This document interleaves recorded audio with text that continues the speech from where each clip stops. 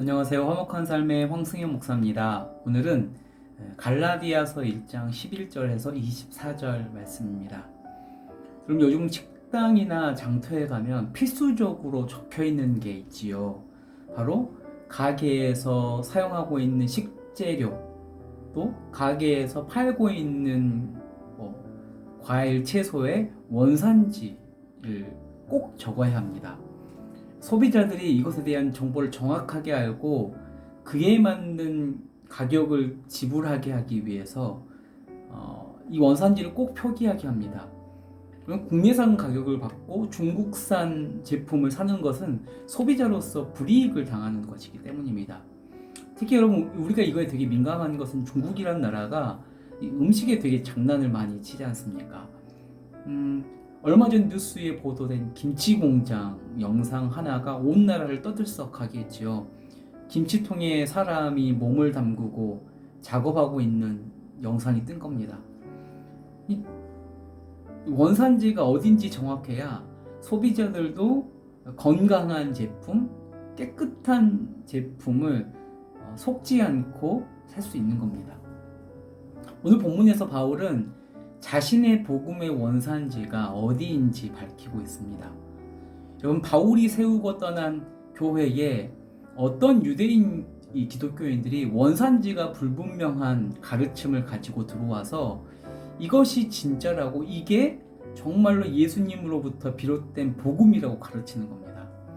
그런데 그들의 복음이 이상한 것은 아브라함의 예를 들면서 할례를 받아야만 진정한 구원을 받을 수 있다고 가르치는 겁니다. 심지어는 자신들의 가르침이 옳다고 믿게 하기 위해서 이 바울의 복음의 원산지에 문제가 있다. 지금 이 너희들에게 가르친 그 복음을 가르치는 바울에 문제가 있다고 걸고 넘어진 겁니다. 바울의 복음이 예수님에게서 나온 것이 아니라고 거짓말을 하기 시작하는 겁니다.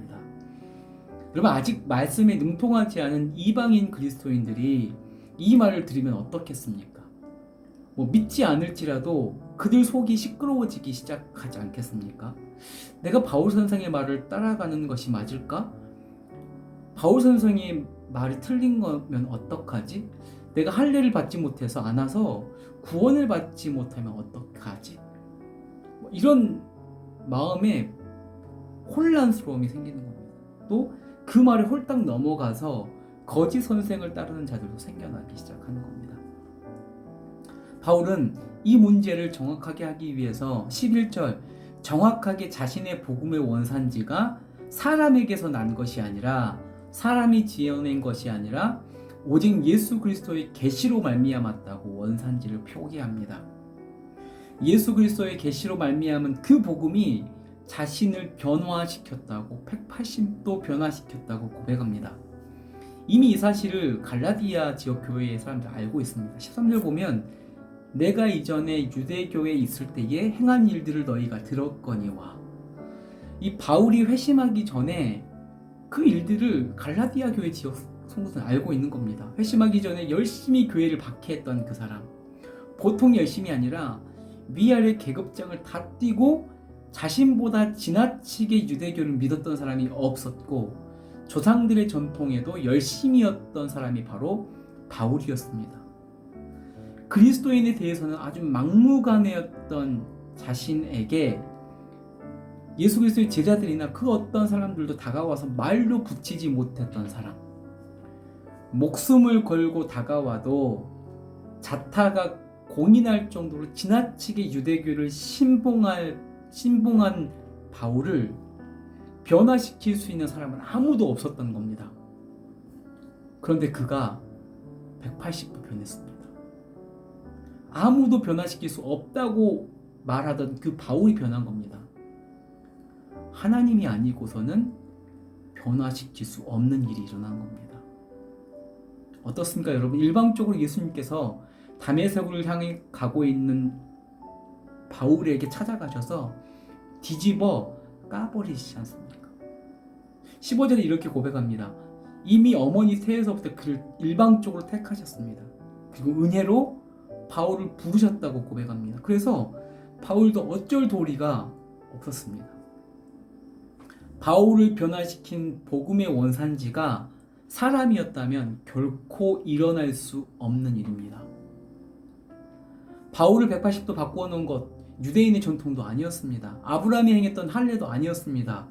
오직 예수 그리스도가 직접 그에게 다가오셔서 보여주신 복음 그 자체였습니다. 그를 직접 만나니 그가 지나치게 지키고 있던 믿었던 조상들의 전통은 아무것도 아니게 되었습니다. 그리고 그가 박해했던 복음, 그가 박해했던 예수 그리스도를 이제 아무도 다가가지 않던 이방인에게 그가 다가가서 전하기 시작한 겁니다. 그것에 그의 삶을 바칩니다. 바울의 삶 자체가 그가 전했던 복음의 증거입니다. 여러분, 그가 본격적인 사역을 하기까지 그는 먼저 사도된 자들을 만나러 가지도 않았다고 이야기합니다. 그가 베드로를 만난 것이 몇 년 후입니까? 회심하고 아라비아에서 지난 후에 3년 만에 베드로를 만납니다. 여러분, 다른 제자들이 이 3년 동안 예수님과 함께하면서 배웠던 모든 것을 아라비아에서 3년 동안 있었을 때에 예수님은 바울을 1대1로 개인 과외하고 있으셨었던 것 같습니다. 그럼 오직 그는요, 바울은요, 자신에게 예수님께서 주신 그 말씀만을 가지고 가르쳤고, 그것을 증명하기 위해서 자신은 다른 사도들로부터 가르침을 받거나 복음을 들어서 전한 것이 아니라고 지금 증언하고 있는 겁니다. 3년 만에야 제자들을 만났고 거기서 예수님의 형제 야고보를 만났을 뿐이라고 말합니다. 절대 사람의 말, 다른 사람의 가르침이 섞여 있지 않은 순정품이라고 고백하는 겁니다. 22절에서 24절 이렇게 이야기하지요.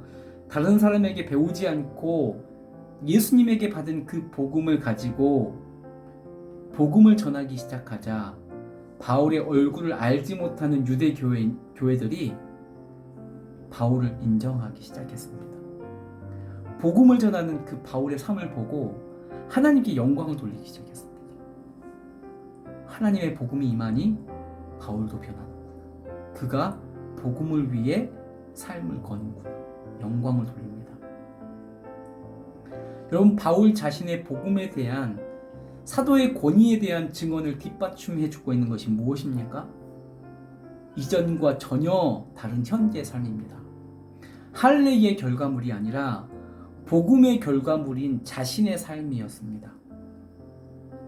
여러분, 하나님은요, 바울을 변화시켰고요, 그리고 지금 우리도 변화시키십니다. 하나님의 아들을 믿게 하시고 믿음의 주로 고백하게 하십니다. 그리고 그에 맞는 사람의 삶을 살아가게 하십니다.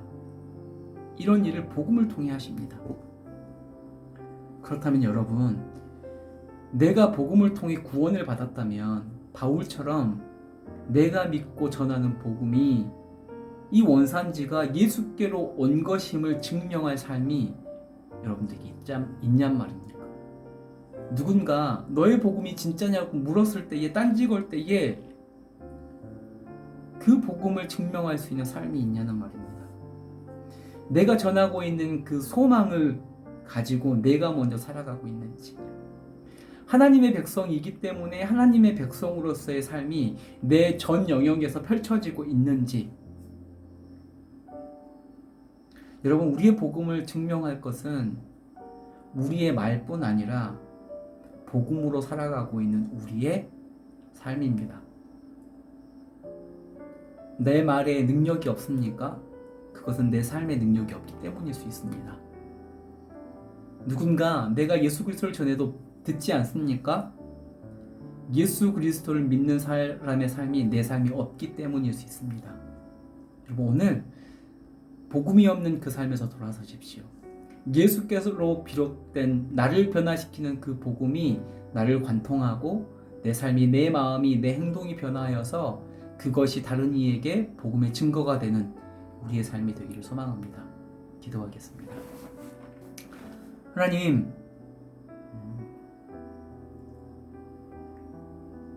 거짓 복음을, 거짓 가르침을 가르치는 거짓 선생들을 향하여서 바울은 자신의 삶 자체를 복음의 증거로 제시합니다. 180도 변한, 예수 그리스도를 박해하던 그가 예수 그리스도를 전하는 자로 변한 그 삶을 증거로 내어놓습니다. 하나님, 누군가 예수 믿지 않은 자가 나에게 복음의 증거가 어디에 있냐라고 물을 때에 우리는 내 삶을 증거로 내밀 수 있는 사람입니까? 하늘의 소망을 정말로 내 삶 가운데 소망으로 품고 살아가고 있습니까? 하나님의 백성으로서의 삶을 정말로 살아가고 있습니까? 복음을 관통하여서 변화된 삶, 예수 그리스도를 주로 시인하는 내 삶이 그들에게 증거로 제시되고 있습니까? 하나님, 말뿐인 복음, 말뿐인 신앙 아니라 삶으로 관철시키는, 삶으로 증명하는, 삶이 증거가 되는 우리의 삶이 될 수 있도록 주님 역사하여 주시고, 나를 강권하여 주시고, 나를 이끌어 주시고, 그 이끄심에 끌려가는 우리가 될 수 있도록 인도하여 주십시오. 감사합니다. 예수님의 이름으로 기도드립니다. 아멘.